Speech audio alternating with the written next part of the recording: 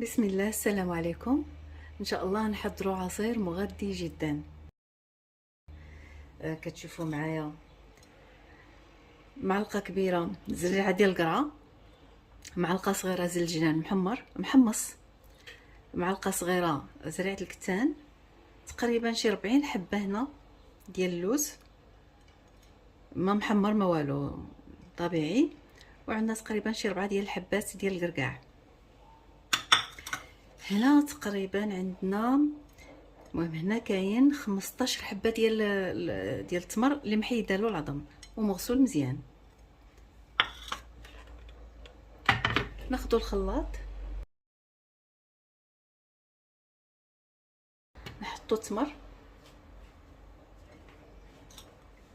نضيفو اللوز الكركاع السجلان والزريعه ديال القرعه. بالنسبه للحليب غادي ناخذو لتر ديال الحليب، ونقدو نزيدو معاه شويه ديال الماء من بعد ملي نبغيو نخويو العصير كنحتاجوه، ونقد نضيفو حتى من بعد. غير هو باش غادي نحضروه ضروري كنضيفو الحليب بالتدريج.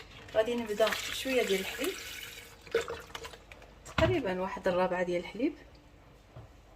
نخلي الحليب على جنب، كنطحنو مزيان. غادي كيف غادي تشوفوا معايا. المهم نديرو الطحنه الاولى ونوريه لكم.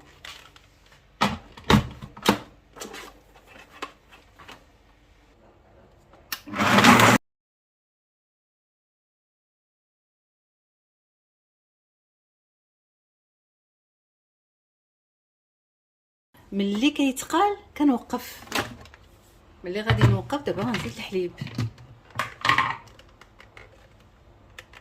كتشوفوا كيتقيل، دابا غنزيد الحليب، ولكن ماشي الحليب كله.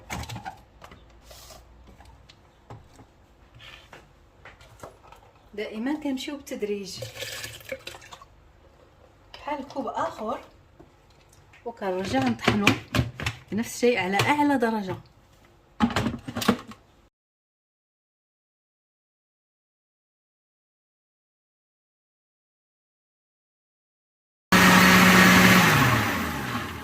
نضيف الحليب،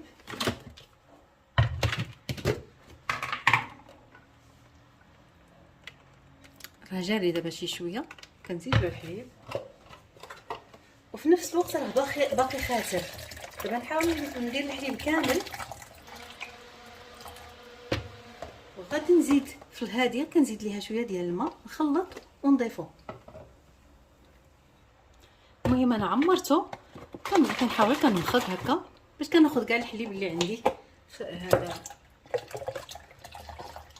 صافي كنخوي كاع الحليب مع داك الماء الاخر. صافي هذه كتحيد المطريق وكنرجعها باش نطحنها من جديد، دائما على اعلى درجه.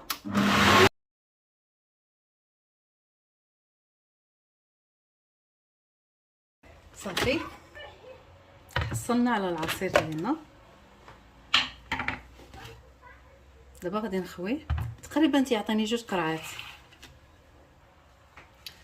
ولا البقايا اللي كتبقى لي في المطاير ما كنلوحها، زعما ما كنضيعهاش، كنخوي عليها شويه ديال الماء. دائما تنستعمل هذه ديال الحليب بعدا، كنعمرها بالماء، كنحاول ناخذ كاع البقايا اللي عندي هنا. صافي كنحط هذه تغسل، وغادي نخويها في القرعه. بسم الله.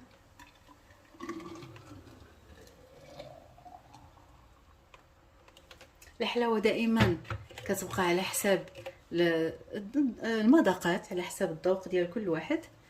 اللي بغى يزيد السكر يكون حلو اكثر يديرو، ولا يزيد العسل. انا كنفضل فقط كنخليه غير بالتمر، كنقتصر فقط على التمر. اذا كنحيد هاد القرعه وندير اي قرعه عندي. اذا غادي نقدمهم تقريبا 2 قرعات اللي كيعطي. دابا انا غنقدمهم لكم في الكيسان. العصير كيجي رائع، ان شاء الله تجربوه يعجبكم. بالصحه والراحه، مغذي جدا. راك شفتوا المقومات اللي فيه. المهم بالصحه والراحه، هذا هو العصير ديالنا. العصير العصير اللي وجدناه هو هذا، رائع وغني جدا. ان شاء الله تعجبكم الطريقه وجربوه ويعجبكم.